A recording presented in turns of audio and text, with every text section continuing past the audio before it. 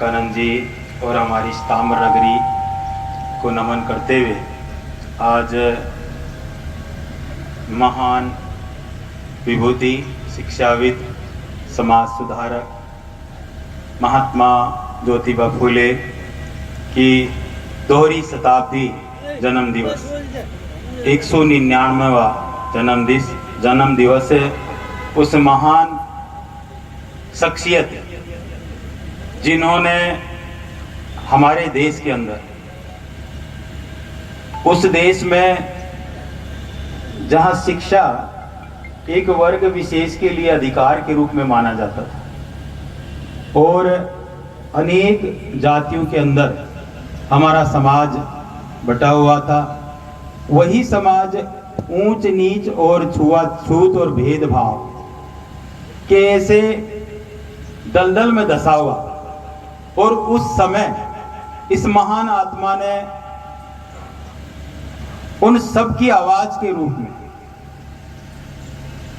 एक ऐसे क्रांतिकारी अलग जगाया जो पूरे देश के अंदर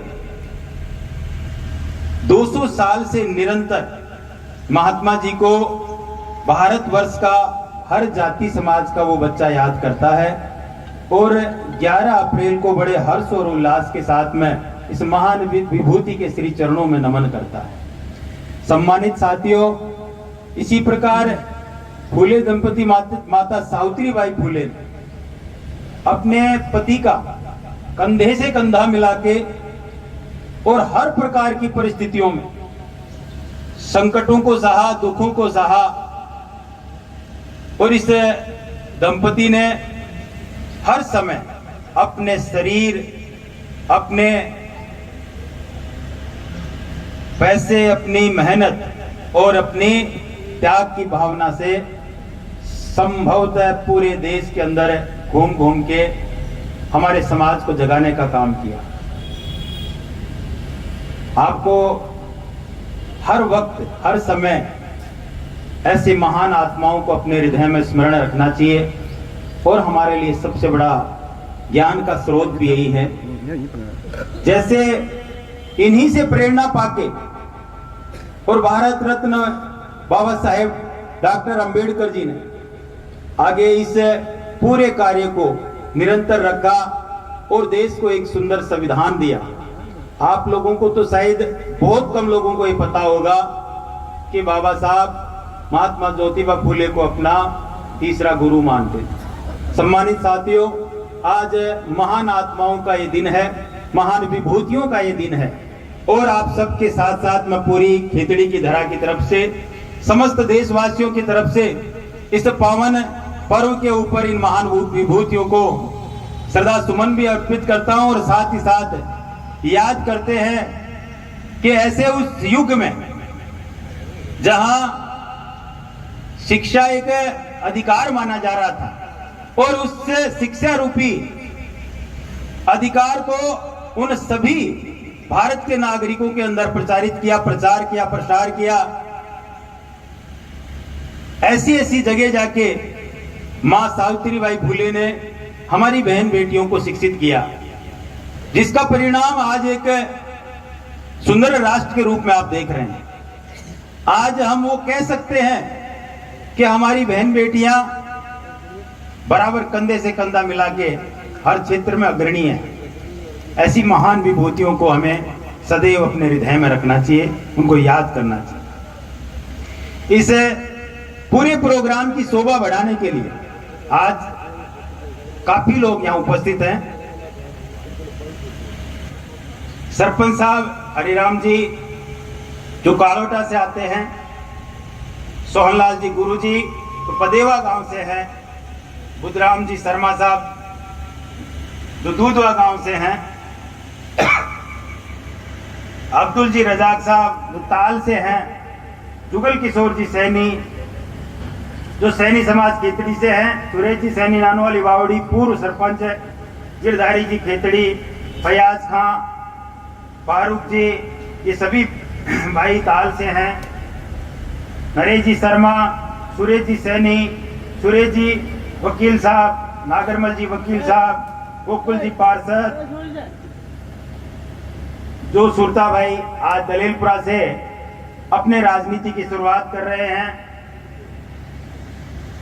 गोकुल जी पार्षद, राधेश्याम जी सैनी, नरपाल जी तोंदा, करमवीर जी, जग्गू जी कालोटा, ताराचंद जी पदेवा, विशाल बाडा, मोहन जी माधोगढ़, आप सभी के नाम लिखे हुए, आप सभी मेरे हृदय में रहते हैं और सम्मानित साथी हैं। मैं सबके नाम पढ़ूंगा तो बहुत टाइम लगेगा। आप सबकी तरफ से आज महात्मा ज्योतिबा फूले के श्री चरणों में श्रद्धा के सुमन अर्पित करता हूं और इसी प्रकार से आप सदैव एकत्रित होके मेरा भी हौसला बढ़ाते रहे और खेतड़ी की जनता का भी हौसला बढ़ाते रहे।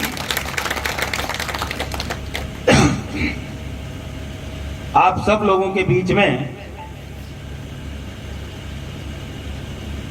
कहना नहीं चाहता, लेकिन जीवन में एक ऐसा शब्द होता है जो मैं समझता हूं चाहे संसार में पहला शब्द शायद मुख से वही निकलता है, और वो शब्द इतनी महिमा, इतनी गरिमा लिए हुए होता है कि इंसान चाहे कितना ही बड़ा हो जाए, कितना ही उम्र दराज हो जाए, लेकिन उस शब्द से वो कभी भी विमुख नहीं हो सकता और होना भी नहीं चाहिए। क्योंकि आज जिन महान विभूतियों को हम याद कर रहे हैं, ये भी कहीं ना कहीं हमारे हर प्रकार से पिता और माता ही हैं, जो हमें आशीर्वाद देते रहते हैं और एक अच्छे मार्ग पे चलने के लिए प्रेरित करते रहते हैं। और वही प्रेरणा आज हमारे बीच में नहीं रही मेरी माता जी, जिन्होंने सदैव ही मुझे इस मार्ग पे रखा। और मेरा मानना है कि इंसान के जीवन में वो जीता है जब तक अथक प्रयास करता है, धन दौलत खूब कमाता है, खूब वो बड़े बड़े पौधों के ऊपर बड़ी बड़ी डिग्रियां हासिल करने के लिए प्रयास करता है और पाता भी है। लेकिन अगर इन धन दौलत और बड़े ओहदों के साथ आपके जीवन में परोपकार या किसी भी प्रकार से परहित नहीं है, तो मेरा मानना है कि जीवन अधूरा ही रह जाता है। इसी भाव को फूले दंपति के अंदर हम लोग देखते हैं कि एक व्यक्ति आज से 200 साल पहले कैसे निरंतर अपने जीवन में कठिनाइयों को सहन करते हुए हमारे समाज के अंदर जो जातिवाद का जहर फैला हुआ था, ऊंच नीच का जहर फैला हुआ था, हमें एक इंसान को इंसान न समझ के और बहुत ज्यादा हीन भावना से देखा करते थे। अब याद करके देखिए कि वो कैसा युग था, जब हमारी बहन बेटियों को पढ़ने का अधिकार नहीं था, जब हमारे ही समाज में पैदा हुआ एक सामान्य व्यक्ति मंदिर में नहीं जा सकता, भगवान को नहीं मान सकता, और इन सारी चीजों को समानता के भाव पे लाने वाले महात्मा ज्योतिबा फूले, बाबा साहब भीमराव अंबेडकर, मां सावित्रीबाई फूले और हिंदुस्तान के वो सभी संत महात्मा साधुजन जिन्होंने समय समय पे हमारे हिंदुस्तान की जनता को जगाने का कार्य किया है, आज उनको याद करने का समय है, उनके श्री चरणों में नमन करने का समय है। सम्मानित साथियों, आपको ये नहीं लगता कि हम इनकी जयंतियां क्यों मनाते हैं? आप जरा सा विचार कीजिए कि 200 साल का बहुत बड़ा समय होता है, और आज हम 200 साल बाद कौन सी पीढ़ी महात्मा ज्योतिबा फूले को याद कर रहे हैं। आज हम ये कर्म, हमारे साथ जितने लोग बैठे हैं, जो हम उम्र हैं, और हमारे आने वाली जो पीढ़ियां जो इधर बच्चों के रूप में बैठी है, ये हमसे सीख रही है, हमसे देख रही है, और यही चीज इस परंपरा का को सबसे बड़ा बल देती है, सबसे बड़ा बनाती है कि हमारे महान पुरुषों को हम कभी ना भूले, और इस देश की अखंडता और एकता को बनाए रखने के लिए इन महान आत्माओं को सदैव इसी प्रकार से श्रद्धा के सुमन अर्पित करते हैं। सम्मानित साथियों, जब भी मैं खेतड़ी के अंदर जहां कहीं भी किसी भी सभा को संबोधित करता हूं तो मुझे एक चीज हमेशा याद रहती है कि जो भी खेतड़ी वासी है उसे कम से कम इतना जरूर लगना चाहिए कि आज खेतड़ी के अंदर जो राजनीति है या जो राजनेता हैं या जो समाज के सुधारक हैं या समाज की सेवा करने वाले हम जैसे लोग सेवक हैं, आपके मन में एक, आपके अंतरात्मा में एक विश्वास पैदा हो गया कि मेरे लिए वो दरवाजा, वो व्यक्ति उपस्थित है, वो मेरी बात को सुनेगा और मेरे दुख और दर्द, चाहे वो समाज से जुड़े हुए हों या मेरे व्यक्तिगत जीवन से जुड़े हुए हों, उन्हें सुनेगा। और मेरी नजर में सबसे बेहतरीन राजनीति यही है कि आप अपने क्षेत्र के उन सब लोगों के दुख दर्द में अपनी भागीदारी रखो जो आपसे उम्मीद करते हैं। इससे बढ़िया और क्या हो सकता है? आपकी आंख में आंसू है और मेरी आंख में आंसू ना हो तो मेरा नेता कहलाना गलत है। आपके दिल में खुशी है और आपकी खुशी में शरीक होकर मैं भी खुशी को दुगना कर दूं तो ही मेरा नेता कहलाना सार्थक है। सम्मानित साथियों, आपके घर में गम है और मैं खुशी मना रहा हूं, मुझे नहीं लगता ये कोई सच्चा व्यक्ति है। और इसका सबसे बड़ा उदाहरण मैंने मेरे माताश्री के 12 दिनों में देखा। आपको जानकर के हर्ष होगा। ये कोई बखान करने का विषय नहीं है, लेकिन फिर भी खेतड़ी की ऐसी कोई पंचायत, ऐसी कोई ढाणी नहीं है जहां से मेरे इस दुख दर्द को बांट। बुजुर्ग, मेरी माता बहनें और नौजवान छोटे भाई सभी ने आके इस संकट की घड़ी में, इस दुख की घड़ी में आंसुओं को पूछने का काम किया। यही चीज दर्शाती है कि महात्मा ज्योतिबा फूले, मां सावित्रीबाई फूले और बाबा साहब, साथ ही साथ उन महान विभूतियों का जिनका आशीर्वाद हमारे साथ है, हमारे सर पे है, उनके बताए हुए मार्ग पे हम सही दिशा में जा रहे हैं। और एक दिन वो भी आपको एक प्रथम सीढ़ी के रूप में नजर आएगा कि सरकार के बनाए हुए, हमारे कॉन्स्टिट्यूशन संविधान के बनाए हुए उस मंदिर में आपका चुना हुआ व्यक्ति जो आपकी भावनाओं को समझता है, आपके दुख दर्द को समझता है, आपकी आवाज के रूप में राजस्थान की विधानसभा के अंदर इसी प्रकार से आपको बोलता हुआ नजर आए।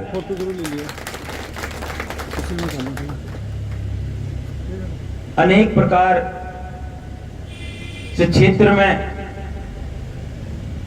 क्षेत्रवासियों को जब देखता हूं तो ऐसे महसूस होता है कि पूरे क्षेत्र में हमारे जीवन में मूलभूत आवश्यकता की जो चीजें हैं, जिनमें सबसे ज्यादा जरूरी पानी है, आज भी हमारे वर्तमान सरकार, यहाँ के विधायक, मैं इसे मंच के माध्यम से उनको कहना चाहता हूं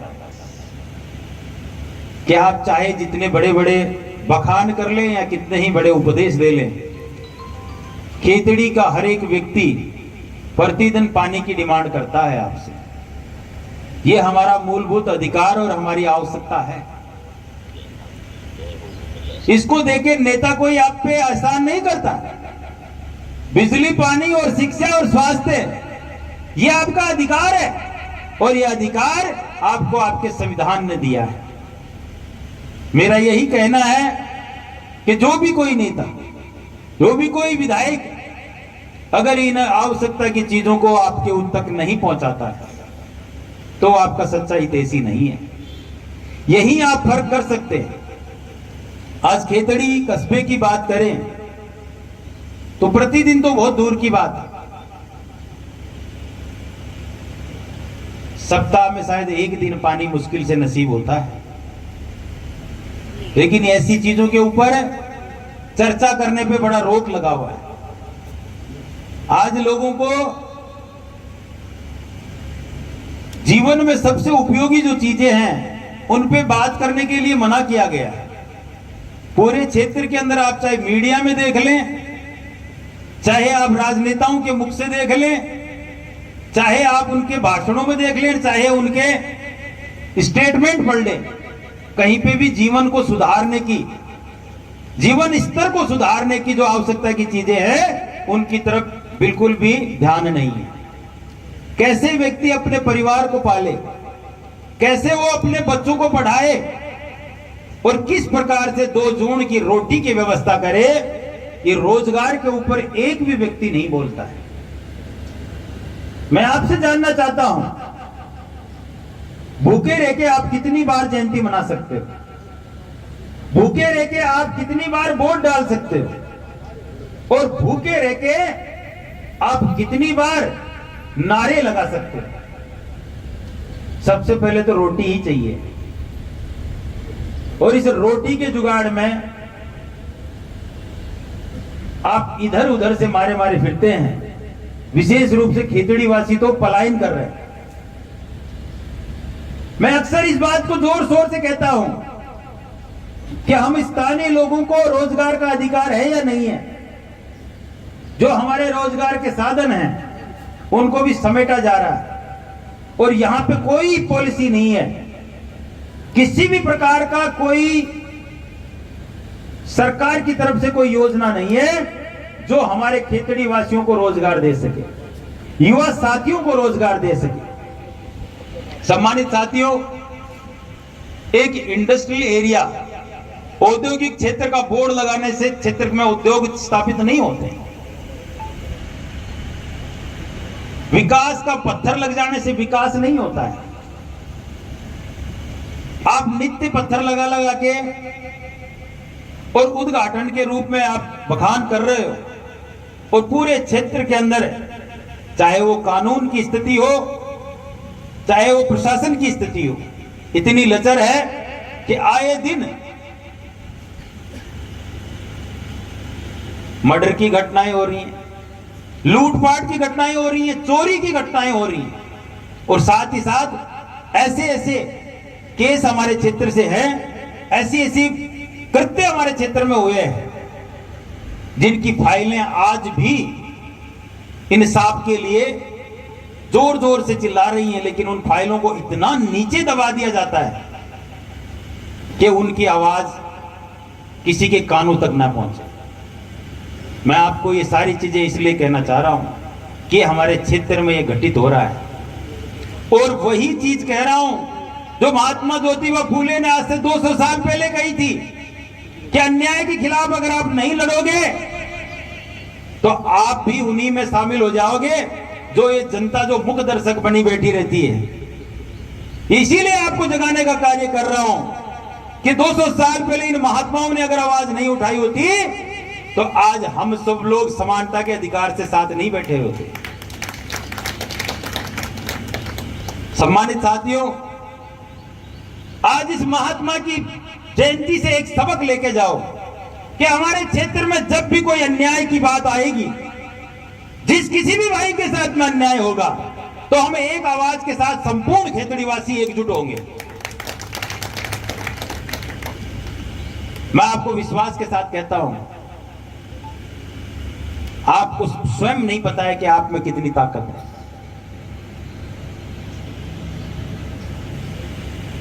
जो लोकतंत्र के अंदर जनता ही सर्वोपरि है, और आपकी जो संगठन की ताकत है वो बड़ी से बड़ी सरकारों को हिला देती है। जरूरत है आप सब लोगों को संगठित रहने की। हमारे क्षेत्र के अंदर कानून व्यवस्था को सुधारने के लिए विशेष रूप से हम इस प्रकार के आंदोलन करें जिससे यहां भ्रष्टाचारी अफसर और गलत आदमी की पोस्टिंग ना हो पाए। आप अगर खेतड़ी को सुधारना चाहते हैं तो आपको ये अपने आप से ये संकल्प करना पड़ेगा, ये कमिटमेंट करना पड़ेगा कि मेरा कोई साथी आए ना आए, लेकिन जब भी खेतड़ी के अंदर कुछ गलत काम हो रहा है, किसी गलत बात के लिए आवाज उठ रही है, किसी दोषी को मैं सजा दिलाने के लिए सर्वप्रथम खेतड़ी के कोर्ट के बाहर खड़ा मिलूंगा। कितने लोग हैं ऐसे? हाथ उठा के बताओ। यहां उपस्थित जो संख्या है वो कम नहीं है, इसके लिए तो एक ही बहुत काफी है। यहां 3-3 महान विभूतियों की तस्वीरें लगा रखी हैं। इन्होंने एक ने पूरे देश को जगा दिया, विश्व जगत को जगा दिया। आप तो यहां बड़ी भारी संख्या में बैठे हैं। मैं आपसे ये बातें इसलिए कह रहा हूं कि जिनकी मोटी चमड़ी हो जाती है उनके कानों तक आवाज नहीं जाती। जिन भाइयों का मर्डर हो चुका, आज उनको इंसाफ मिलना चाहिए कि नहीं मिलना चाहिए? जिन गरीब लोगों के साथ में अन्याय हो रहा है उनको इंसाफ मिलना चाहिए। और जिनके घरों में चोरी हो गई, जिनके गाड़ी कमाई के पैसे, संपत्ति, धन दौलत चले गए, उनको न्याय मिलना चाहिए। हमारे क्षेत्र के अंदर ये सारे काम हो रहे हैं और इन सब कामों को मुख्य दर्शक के रूप में बैठ के हमारे विधायक महोदय सुन रहे हैं। और ऐसे नालायक अफसरों की फौज यहां गठित कर रखी है जो एक से एक, अगर उनको नालायकी का मेडल मिले तो हिंदुस्तान में सर्वश्रेष्ठ यहीं के अफसर गिने जाएंगे। चाहे आप चिकित्सा क्षेत्र देख लो, चाहे पुलिस विभाग देख लो, सबसे बड़ा भ्रष्ट कोई इंडिया में है उसकी पोस्टिंग यहां होती है। बिना पैसे के यहां दुकान का गेट ही नहीं खुलता। सरकार की जितनी योजनाएं हैं, मैं कितनी गिनाऊं आपको, सब में दबा के भ्रष्टाचार हो रहा है। और सम्मानित साथियों, अगर आप लोग नहीं जागे तो भ्रष्टाचारी मोटे ही नहीं, मोटे से मोटे होते चले जाएंगे। और आप लोगों ने जागरूकता दिखाई कि सरकारी दफ्तरों में कोई पैसा मांगता है, भ्रष्टाचार निरोधक ब्यूरो एंटी करप्शन में शिकायत करो, आपको नंबर मैं उपलब्ध करा दूंगा। ऐसे लोगों को आप चढ़ाते रहोगे तो हमारा खेतड़ी का कभी भी उत्थान नहीं होगा। और ऐसे लोगों को आप सजा दिलाते रहोगे तो खेतड़ी वो क्षेत्र बन के आएगा सामने जहां हर प्रकार की सुविधाएं उपलब्ध होंगी। यहां अधिकारी ईमानदारी आएंगे, भ्रष्ट अफसर आने से भी डरेगा।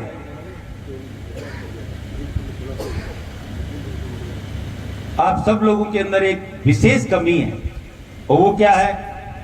मैं क्यों करूं? मुझे तो कोर्ट के चक्कर लगाने पड़ेंगे।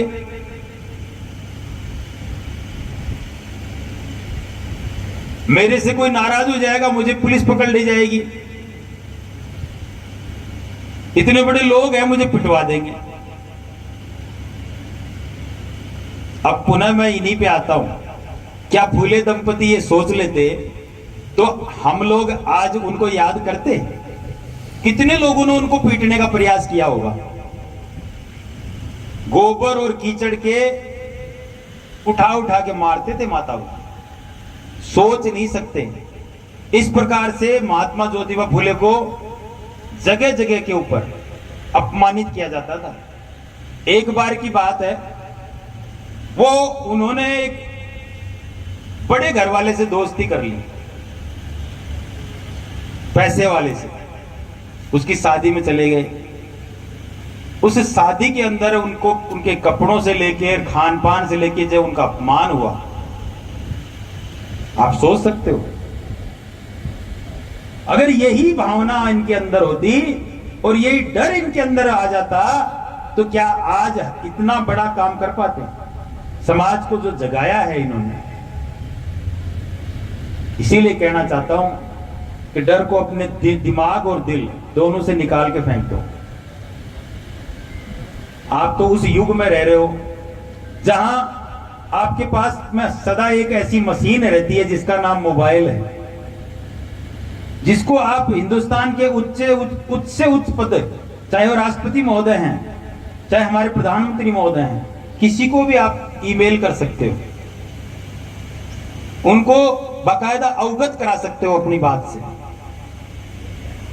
आज तो डरने की जरूरत ही नहीं। ये बात इसलिए आपको बता रहा हूं कि हमारे अंदर एक भावना बैठ गई है, जुर्म सहने की। इन महान विभूतियों को सच्ची श्रद्धांजलि अगर देना चाहते हो तो न तो जुर्म होता हुआ देखो और न ही जुर्म सहता हुआ देखो और न ही जुर्म को सहोगे। ये कसम खाओ आज के दिन। फूलों से श्रद्धांजलि, फूलों से पुष्पांजलि अर्पित हम करते हैं, लेकिन अंतरात्मा से पुष्पांजलि और श्रद्धांजलि जिस दिन होगी, जिस दिन अपने आप को ऐसा बना लो। और खिचड़ी यही चाहती है, मनोज घुमरिया यही चाहता है।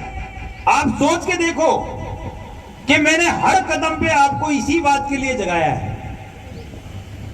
इसका माध्यम से शिक्षा हो। इन नौजवान साथियों को क्यों शिक्षित कर रहे हैं कि इस विद्या, मां शारदा के इस ज्ञान ने मेरे गरीब से गरीब परिवार को यहां तक पहुंचा दिया, तो क्या हमारे प्रयास से हम और गरीब भाइयों को यहां तक नहीं पहुंचा सकते?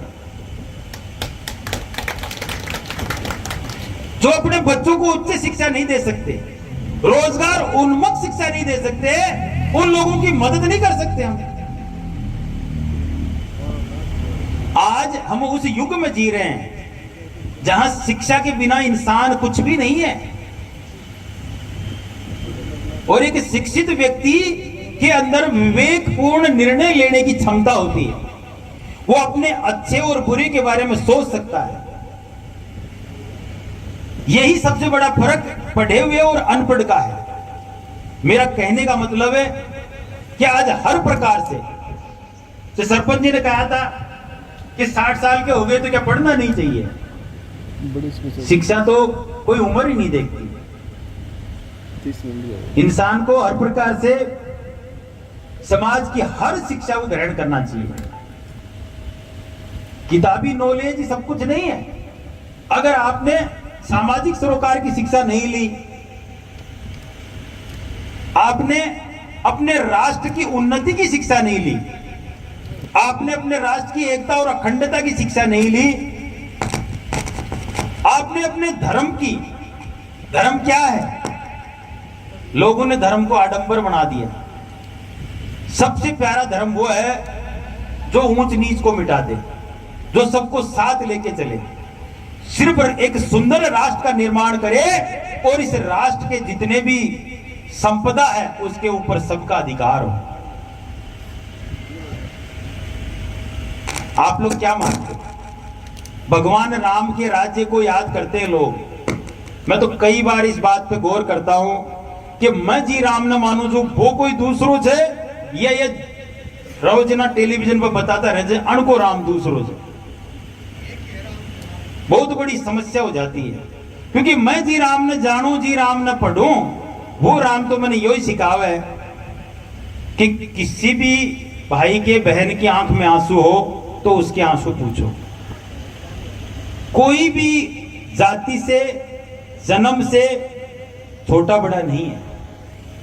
अगर इतना ही ऊंच नीच का भाव भगवान श्री राम में होता तो क्या मां सबरी के बेर खाते?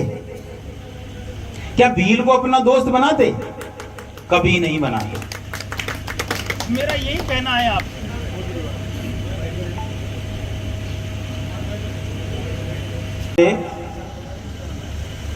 कि अपने जीवन में अपना आदर्श उनको बनाओ जो सच में आपके जीवन को ऐसा उज्जवल जीवन बना दे कि आने वाले समय में आपके जाने के बाद भी लोग याद करें। और मेरा कहना है कि जिस प्रकार से मेरे माता पिता, गुरुजन और मेरे बड़े, जिनमें आप सब भी आते हैं, ये सारी की सारी प्रेरणा आप सब लोगों से ही हमारे अंदर आती है। इन महान विभूतियों से हमने तो यही सीखा है कि समाज में उनको फॉलो करो जो आपको इस लायक बना दे कि आप चले जाओगे उसके बाद भी लोग बाग आपको याद करेंगे हमेशा। हमारा कर्म इतना अच्छा कर लो क्योंकि आज इंसान जो आया है वो जाएगा, कोई पहले और कोई बाद में। ये तो एक मुसाफिर खाना है, पता नहीं कौन सी की ट्रेन कितनी देरी पे आ रही है। लेकिन आपने कभी सोचा है, इसी प्रसंग के साथ मुझे एक छोटी सी कहानी याद आ गई। एक व्यक्ति के 3 पत्नियां थी और वो तीनों ही उससे बहुत प्यार करती थी। तो उसने एक दिन विचार किया कि यार इन सब में सबसे ज्यादा मुझे कौन सी पत्नी प्रेम करती है। तो उसने सोचा क्यों ना इनकी परीक्षा ली जाए। तो वो बारी बारी से पूछने लगा। पहली पत्नी से कहने लगा कि भाग्यवान, मुझे पता है तुम मुझसे बहुत प्यार करती हो, लेकिन एक बात बताओ कि कल को मेरा देहांत हो जाए, स्वर्गवास हो जाए, तो क्या तुम मेरे साथ चलोगी? तो उसने तुरंत प्रभाव से मना कर दिया कि मैं आपके साथ नहीं जाने वाली। फिर जनाब उसने दूसरी पत्नी से कहा कि आप मेरे साथ चलोगे? मैं देखता हूं कि आप मेरा दिन भर ख्याल रखते हो, खूब अच्छा खाना खिलाते हो, देख रेख करते हो, लेकिन मेरा देहांत हो जाए तो आप मेरे साथ चलोगे? बोले मैं आपके साथ चलूं तो की, लेकिन सिर्फ शमशान घाट तक चलूंगा, उसके आगे नहीं जाऊंगा।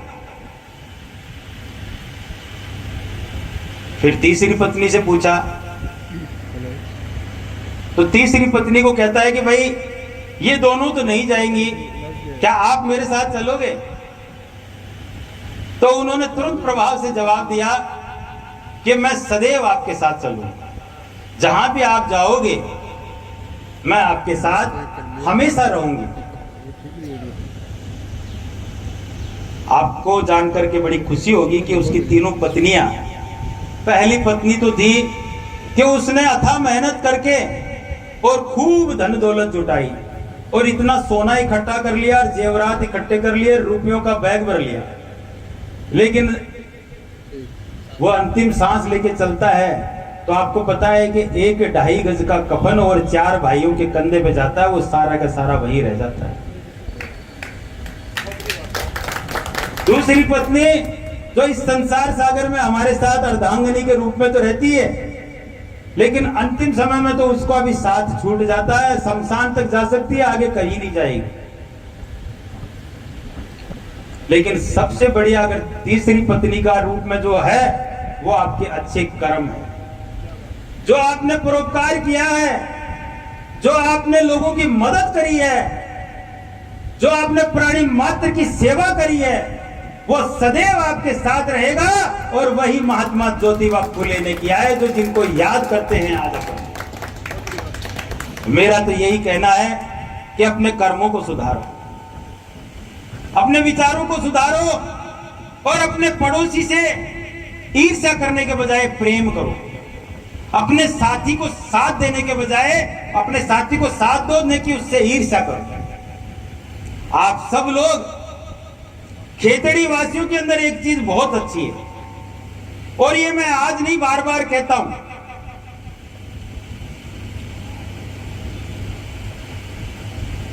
आप विचार करके बताओ कि क्या चीज है वो।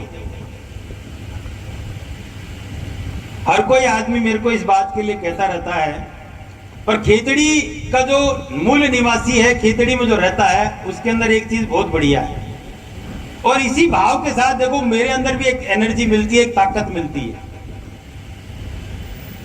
शायद हिंदुस्तान में खेतड़ी में छल करने वालों की संख्या सबसे कम है, कपटी लोगों की संख्या कम है, और यही जो चीज है वो सबसे बढ़िया है कि हमारे हृदय साफ है। हम खेतड़ी वासी जो कुछ बात होती है ना वो साफ कह देते हैं। मैं चुनाव प्रचार में कई जगह जाता तो मन कई बाबा यहाँ का भी कह देता कि बेटा तन वोट को में मन आज भी इतना बढ़िया लागत है, और वो जहां भी मिल जाते हैं उनके पैर छूता हूं और नमस्कार करता हूं, और उनके जो काम मुझसे बनते हैं ना वो सबसे पहले करता हूं। सबसे बेकार चीज क्या है कि आप अपने ही साथी के साथ रहते हो और हर वक्त रहते हो, और वक्त आने पर उसी की पीठ में छुरा घूंप देते हो। ये बहुत गलत बात है। न तो ऐसा हमें अपने परिवार में करना चाहिए, न हमें हमारे समाज में करना चाहिए, और न ही हमारे क्षेत्र में और अपने देश में करना चाहिए। सम्मानित साथियों, जीवन में सबसे बड़ा अगर कुछ है तो हमारा ईमान ही है। ईमान जिसका बरकरार है, मालिक भी उसके साथ है, भगवान भी उसके साथ है।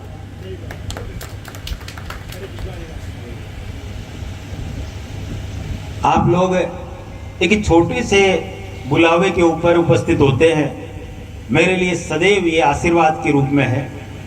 आप और हम मिलके खेतड़ी की सेवा कर रहे हैं, आखिरी सांस तक करेंगे। और ऐसे अपने आप से ऐसे कमिटमेंट कर लो कि इस खेतड़ी के अंदर जिन जिन चीजों की कमी है, चाहे वो रोजगार हो, चाहे चिकित्सा से जुड़ी हुई सुविधाएं हो, चाहे हमारे क्षेत्र में पानी की कमी हो, चाहे सड़कों की कमी हो, या हमारे क्षेत्र के अंदर जो भ्रष्टाचार और कानून व्यवस्था की स्थिति खराब हो चुकी हो, इनको सुधारना हमारा परम लक्ष्य है। और साथ ही साथ हम समस्त खेतड़ीवासी, 36 बिरादरी के लोग, सर्व समाज के लोग एक समान भाव के साथ, आत्मीयता के साथ, एक दूसरे को प्रेम के साथ हर संकट की घड़ी में मदद करेंगे। और हर संभव प्रयास हमारा ये रहे कि हमारे भाई बहन, उनकी आंख में आंसू हो तो चाहे जैसे भी हो। सम्मानित साथियों, पैसे से ही आंसू नहीं पूछे जाते। प्रेम के दो मीठे बोल, अगर आप इंसान के जीवन में संकट है और उसके पास बैठ के आपने दो बोल मीठे बोल दिए, एक पानी का गिलास पिला दिया उस व्यक्ति के लिए, वही बहुत बड़ी जड़ी बूटी का काम कर जाएगी, वही संजीवनी का काम कर जाएगी। आप सब लोगों से पुनः एक बार कहूंगा कि महात्मा ज्योतिबा फुले, मां सावित्रीबाई फुले, बाबा साहब को याद करो और उनके दिए हुए आदेश, उनके प्रवचन, उनके उपदेश और उनका हमारे जीवन से जुड़ी हुई जो चीजें हैं उनको सदा याद रखो। और इसी प्रकार से जीवन को आगे जियो कि हमारा समाज, आने वाली नई जनरेशन, नई पीढ़ी में सुधार हो और हमारे क्षेत्र के साथ साथ हमारे प्रदेश का और हमारे राष्ट्र का उत्थान हो, और हम सभी भारतवासी गर्व के साथ कह सकें कि हमारा प्यारा हिंदुस्तान एकता और अखंडता में एक सूत्र में बंधा हुआ हिंदुस्तान। इन्हीं शब्दों के साथ आप सब लोगों का एक आभार और धन्यवाद देता हूं। महात्मा ज्योतिबा फुले के नारों के साथ अपनी वाणी को विराम दूंगा। महात्मा ज्योतिबा फुले, महात्मा ज्योतिबा फुले, महात्मा ज्योतिबा फुले, बाबा साहब, बाबा साहब, मां सावित्रीबाई फुले, मां सावित्रीबाई फुले। भारत माता की, भारत माता की जय हिंद, जय भारत, जय संविधान। सभी दर्शकों को नमस्कार, आदाब। आप देख रहे हैं जनमानस शेखावाटी न्यूज।